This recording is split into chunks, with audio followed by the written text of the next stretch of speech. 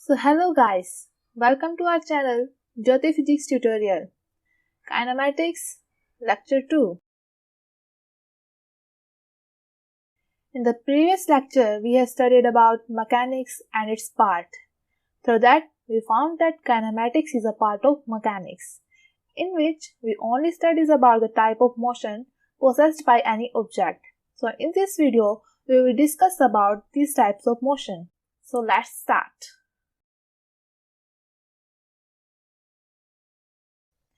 Mainly, any body can possess three types of motion, and these are rectilinear or translatory motion, circular or rotatory motion, oscillatory or vibratory motion.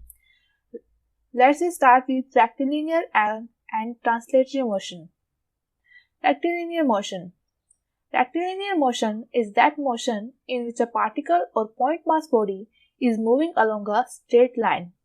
Rectilinear motion में कोई point mass body है वो straight line में move करेगी।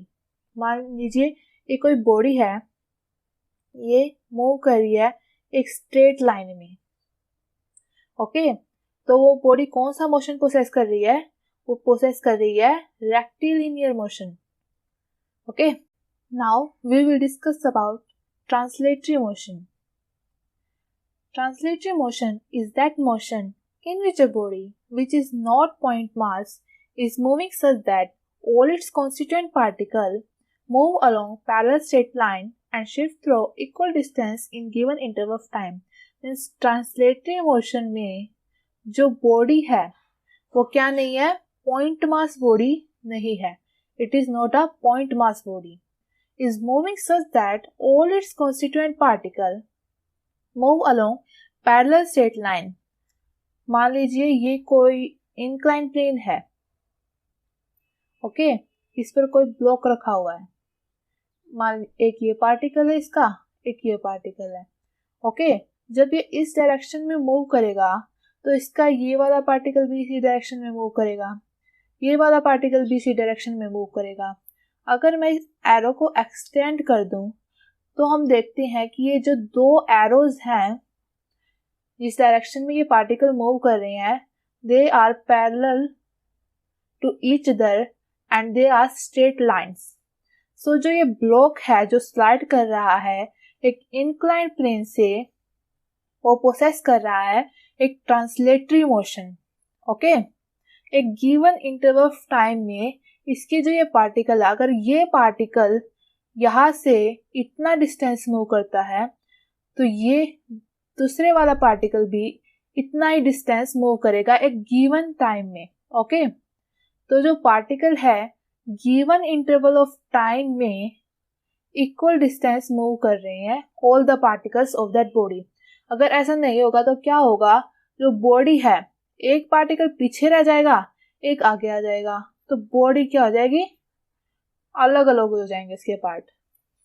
Okay, what is point mass object? पीछे हमने देखा कि जो पॉइंट मास ऑब्जेक्ट है वो क्या है, आखिर क्या है ये पॉइंट मास ऑब्जेक्ट? तो जानते हैं कि पॉइंट मास ऑब्जेक्ट होती क्या है। Okay, a point mass object is that object if it covers a much greater distance than its own size. मतलब अगर कोई ऑब्जेक्ट अपने साइज से बहुत ज्यादा बड़ा डिस्टेंस कवर करती है तो उसे कहते हैं point mass object. Let take some example. ये जो कार दिख रही है आपको स्क्रीन पे, ये कार है एक हाईवे पे चल रही है, स्ट्रेट हाईवे पे। ओके, तो जो हाईवे है उनका डिस्टेंस बहुत ज्यादा होता है as compare to the size of car. So highway के कंपैरिजन में जो कार है वो क्या है? एक पॉइंट मास ऑब्जेक्ट है, point mass object. Okay, but in the second photo we can see that a kid is sliding over a slide. लेकिन जो साइज ऑफ द किड है, जो बच्चे का साइज है, उस स्लाइड के साइज से ज्यादा डिफरेंस नहीं है इनके साइज में। Okay, there is no much difference between the size of this kid and this slide. So जो किड है इस स्लाइड पे जो ये स्लाइड कर रहा है, ये पॉइंट मास नहीं है, it is not point mass. Okay, size of the car is much smaller than the distance covered by this on the highway. There is no much difference between the size of this car and the slide. So this could be the example of rectilinear motion. Okay, and this could be the example of translatory motion. Then we start with circular and rotatory motion. In circular motion is that motion in which a point mass body is moving on a circle. Point mass हमें पता चल गया है कि जो अपने size से बहुत बड़ा डिस्टेंस कवर करे उसे पॉइंट मास बॉडी कहते हैं. सो अगर कोई बॉडी अपने साइज से बहुत ज्यादा डिस्टेंस कवर कर रही है स्ट्रेट पाथ पे, तो वो कौन सा मोशन प्रोसेस कर रही है? Rectilinear motion. अगर वो अपने साइज से बहुत बड़ा डिस्टेंस कवर कर रही है एक सर्कुलर पाथ में, मान लीजिए एक बॉडी है, इस सर्कुलर पाथ में मूव कर रही है और अपने साइज से बहुत ज्यादा बड़ा डिस्टेंस कवर कर रही है, तो ये कौन सा मोशन प्रोसेस कर रही है? Circular motion. Then we will start with rotatory motion.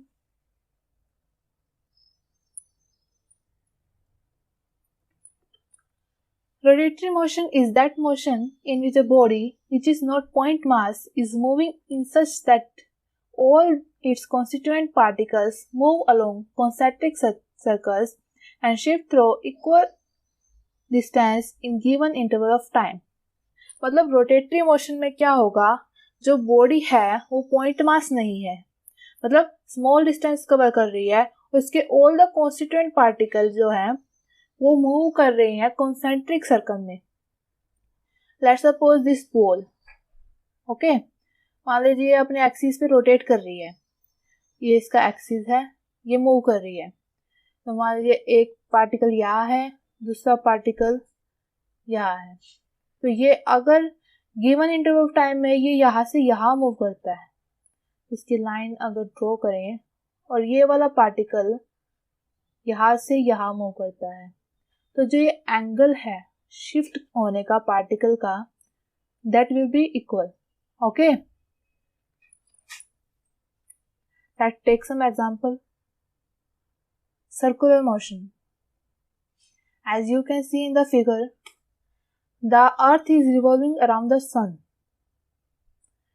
जो अर्थ का साइज है सन के अराउंड मूव करने वाले पाथ के कंपैरिजन में वो बहुत ही छोटा है. तो जो अर्थ है वो एक पॉइंट मास बॉडी है और सर्कुलर पाथ में मूव कर रही है. So this is an example of circular motion. Now we take the example of rotatory motion.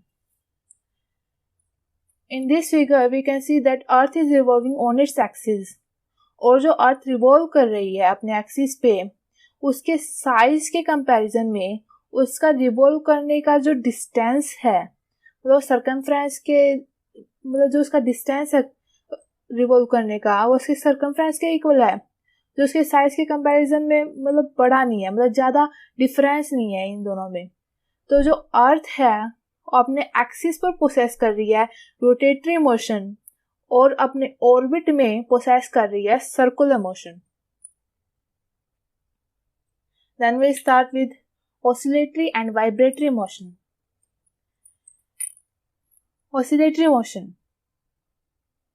Oscillatory motion is that motion in which a body moves to and fro, back or forth repeatedly about a fixed point in a definite interval of time. Oscillatory motion में क्या होता है, कोई body है वो आगे पीछे move कर रही है, आगे पीछे ऐसे मूव कर रही है. ओके, बैक एंड फोर्थ वही बात हो गई, रिपीटेडली बार बार, ऐसे नहीं कि आगे गई फिर पीछे आई फिर आगे गई, नहीं, पहले इस पोजीशन पे आगे गई फिर पीछे आई, ऐसे मूव कर रही है अबाउट अ फिक्स्ड पॉइंट, किसी फिक्स्ड पॉइंट से. ये फिक्स पॉइंट है, यहाँ पे कोई ऑब्जेक्ट है, ये पहले आगे गई फिर पीछे आई, आगे गई पीछे आई. Okay, given interval of time में, मतलब जितने टाइम में ये ऑब्जेक्ट यहाँ से यहाँ जाएगी उतने टाइम में पीछे भी आएगी. Now we start with vibratory motion. If the amplitude of the oscillatory motion become very small, then it is called vibratory motion. अगर एम्पलीट्यूड बहुत ही छोटा हो जाए जो ऑसिलेटरी मोशन है उसका, तो जो मोशन होगा वो होगा वाइब्रेटरी मोशन. मान लीजिए एक वेव है, दिस इज इट्स एम्पलीट्यूड. अगर ये एम्पलीट्यूड स्मॉल हो जाए, अगर ये वेव ऐसे मूव करना शुरू कर दे, ऐसे इसका एम्पलीट्यूड स्मॉल हो गया, तो आप देख सकते हैं कि जो एक वेव है इतने टाइम में कंप्लीट हो रही है. लेकिन जब उसका एम्पलीट्यूड स्मॉल हो गया तो उतने टाइम में बहुत ज़्यादा वेव मूव कर रही है, जिसकी वजह से उसकी फ्रीक्वेंसी भी इंक्रीज हो गई. एम्पलीट्यूड कम हो गया, फ्रीक्वेंसी इंक्रीज हो गई. तो ये जो मोशन होगा ये होगा वाइब्रेटरी मोशन. इसमें जो ये ऑब्जेक्ट है ज़्यादा स्पीड के साथ मूव करेगी, आगे पीछे आगे पीछे आगे पीछे आगे पीछे. Okay, now take some examples. Oscillatory motion, जैसे कि आप देख सकते हैं ये जो घड़ी है इसका पेंडुलम कैसे मूव कर रहा है, आगे पीछे आगे पीछे. ये एक एग्जांपल है ऑसिलेटरी मोशन का. और जो ये पेंडुलम है एक फिक्स्ड पॉइंट से इस घड़ी से जुड़ा हुआ है, एक फिक्स्ड पॉइंट पे है और डेफिनेट इंटरवल ऑफ टाइम में डेफिनेट डिस्टेंस ये कवर कर रहा है. वाइब्रेटरी मोशन का एग्जांपल हम ले सकते हैं, कोई भी अगर डीजे है उसको ज़्यादा वॉल्यूम पे बजाते हैं तो उसके जो सरफेस पे है उस पे हम वाइब्रेशन फील कर सकते हैं. सो जो वाइब्रेशन है डीजे की क्यों होती है, क्योंकि जो फ्रीक्वेंसी है साउंड की वो बहुत ही ज़्यादा होती है और एम्पलीट्यूड कम होता है. सो जो डीजे में जो उसके सरफेस पे वाइब्रेशन होती है वो होती है vibratory motion. Motion in 1D, 2D and 3D. अब हम बात करेंगे motion in 1 dimension, 2 dimension and 3 dimension. As you can see this is a line, और हमें पता है कि जो लाइन है इसकी सिर्फ लेंथ है, it has only length. But a square has 2 things, length into breadth, and a cuboid has length, height and depth, 3 things. So the line has only length, so it is a one-dimensional image. The sphere has length and breadth both, so it is a two-dimensional image. And the cuboid has 3 things, length, height and depth. It is a three-dimensional image. But we have to know about motion in 1 dimension, 2 dimension and 3 dimension. So for this we have to know about axes. There are 3 axes, x-axis, y-axis and z-axis. अगर कोई body only x-axis पे move कर रही है, only x-axis पे move कर रही है स्ट्रेट लाइन में, सो उसका मोशन क्या होगा 1D. अगर कोई बॉडी एक्स वाई दोनों प्लेन के बीच में मूव कर रही है, ऐसे ऐसे ऐसे ऐसे ऐसे, okay, then it is said to be in 2 dimensional motion. अगर कोई बॉडी एक्स वाई जेड इन तीनों के बीच में मूव कर रही है, मतलब एक क्यूबॉइड में मूव कर रही है, तो उसे कहेंगे हम 3 डायमेंशनल मोशन. सो थोड़ा डिटेल में देख लें अब. Motion in 1 dimension. Let's suppose a car, कोई कार है वो हाईवे पे मूव कर रही है स्ट्रेट लाइन में, एक स्ट्रेट हाईवे पे मूव कर रही है. ये हाईवे हो गया, ये मान लीजिए अपनी कार हो गई. ओके, ये मूव कर रही है स्ट्रेट हाईवे पे, ऐसे मूव कर रही है. तो अगर हम देखें एक्स एक्सिस ऐसे होता है, ओके, एक्स एक्सिस ये भी ऐसे ही मूव कर रही है, ये कहीं और नहीं जा रही है, स्ट्रेट मूव कर रही है.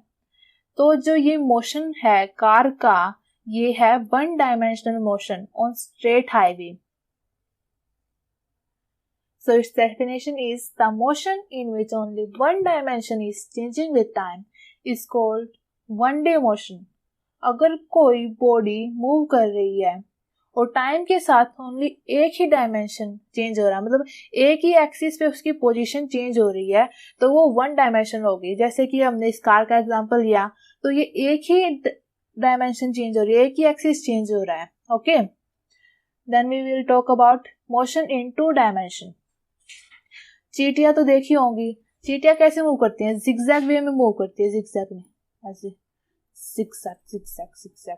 ओके, तो जो चींटियां है, अब हम देख सकते हैं एक्स वाई एक्सिस प्लेन पे ये मूव कर रही हैं।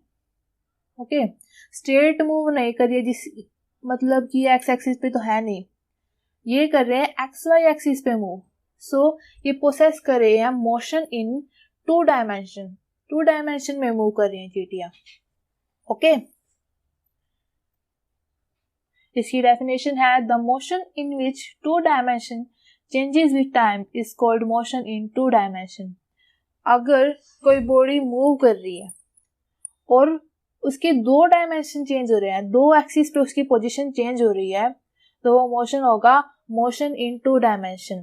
तो देखो, ये चींटियां हैं, एक्स वाई प्लेन पे है, इसका एक्स एक्सिस भी चेंज हो रहा है, वाई एक्सिस पे भी इसकी पोजीशन चेंज हो रही है। मतलब देखो, एक्स एक्सिस पे पहले इस चींटी की पोजीशन यहाँ पे है, वाई एक्सिस पे यहाँ पे है, फिर एक्स पे यहाँ पे, वाई पे यहाँ पे, तो बार बार इसकी पोजीशन चेंज हो रही है। पहले एक्स पे यहाँ पे थी, वाई पे यहाँ पे थी, एक्स पे यहाँ पे थी, तो दोनों पे इसकी पोजीशन चेंज हो रही है, तो ये मोशन है टू डायमेंशन में। Now we will talk about motion in three dimension. Three dimension का एग्जांपल है काइट्स। पतंग तो हम सभी ने देखी होंगी। जो पतंग है वो ऐसे तो है नहीं कि जमीन पे वो सीधी सीधी सीधी चलती रहती है, ना ही वो ऐसे मूव करती है जमीन पे, वो कहीं पे भी जा सकती है, वो हवा में उड़ती है, वो सीधी भी जा सकती है, टेढ़ी मेढ़ी भी जा सकती है, वो तीनों एक्सिस पे मूव करती है, तीनों एक्सिस पे उसकी पोजीशन चेंज होती है। सो ये मोशन प्रोसेस करेगी मोशन इन थ्री डायमेंशन। इस definition is the motion in which three dimension changes with time is called motion in 3D। Okay, एक इम्पोर्टेंट बात, the path followed by a point object during its motion is called trajectory. मतलब जो भी हमने example लिए, वो car का example लिया हमने, काइट का एग्जांपल लिया, एंट का एग्जांपल लिया, सो सारे जो एग्जांपल लिए, इसमें जो कार है, काइट है, एंट है, जो मोशन प्रोसेस कर रहे हैं, इन्होंने जो पाथ कवर किया, जो कार है उसने स्ट्रेट हाईवे पे पाथ कवर किया, तो स्ट्रेट लाइन मोशन, काइट ने प्रोसेस किया 3D मोशन, एंट ने 2D मोशन प्रोसेस किया। तो जो उसने वे लिया, मतलब जिस रास्ते से वो गए हैं, उस रास्ते को क्या कहते हैं? हम ट्रैजेक्टरी कहते हैं। Okay friends, bye bye and take care.